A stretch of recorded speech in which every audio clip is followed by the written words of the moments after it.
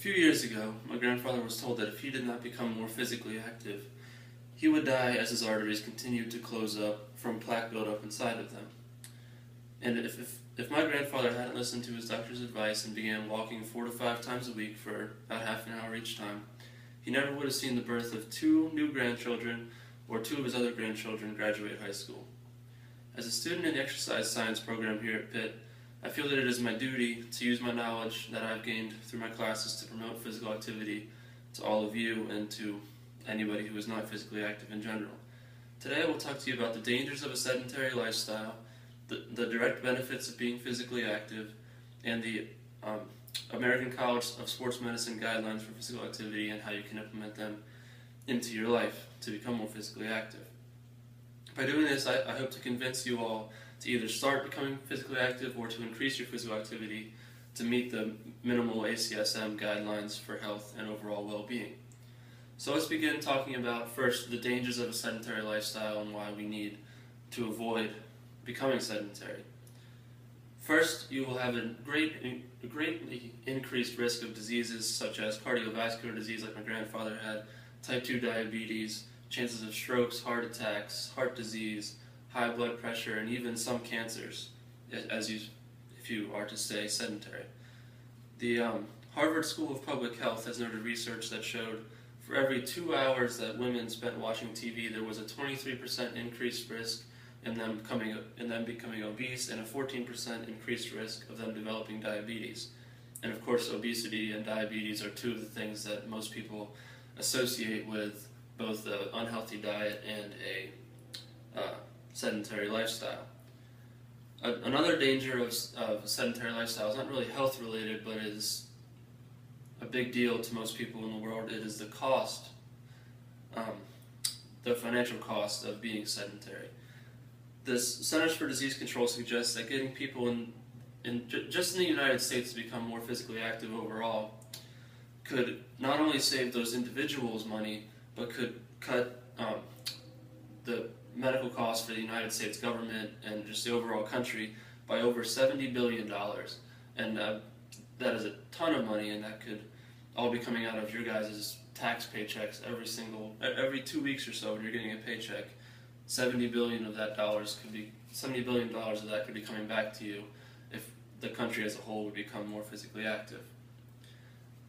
Now that you've seen the need to avoid being sedentary, let's discuss the direct benefits of being physically active and how it's going to help you in your health and in your life and in general.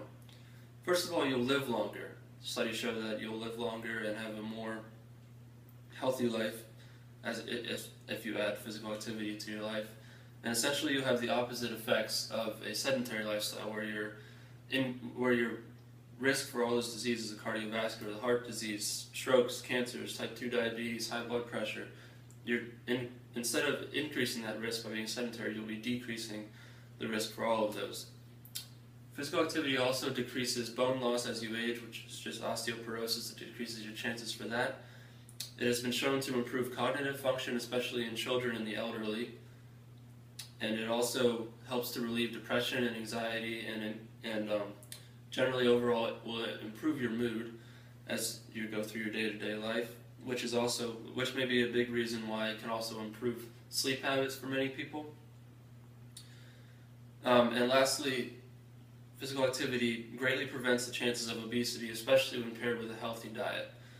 So now that you've seen the benefits that physical activity can have for you, what are the guidelines for implementing this into your lifestyle, and how simple is it to fit this in your lifestyle? I know that a lot of people cite lack of time as a reason for why they choose not to do physical activity.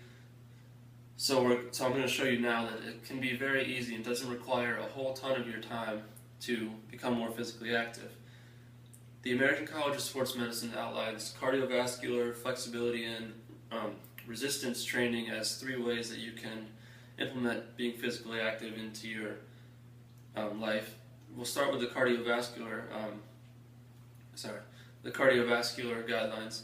And the ACSM states that you should get at least 150 minutes a week of moderate intensity cardiovascular exercise, or 30 to 60 minutes a day, 5 days a week, essentially of moderate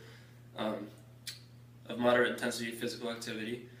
And they say that it is even acceptable to accumulate this in short 10-minute bouts throughout the day. And I don't know anybody who doesn't have 3 or 4 10-minute slots in their day where they're not really doing anything, where they could go for a walk, go for a short jog, just go run around the building, they work out a few times. So it's really not that complicated to get, especially the cardiovascular stuff, to fit into your day. The ACSM, as I said, also recommends flexibility and weight training 2 to 3 times a week just to improve walking ability, general functionality, and strength, obviously, as well.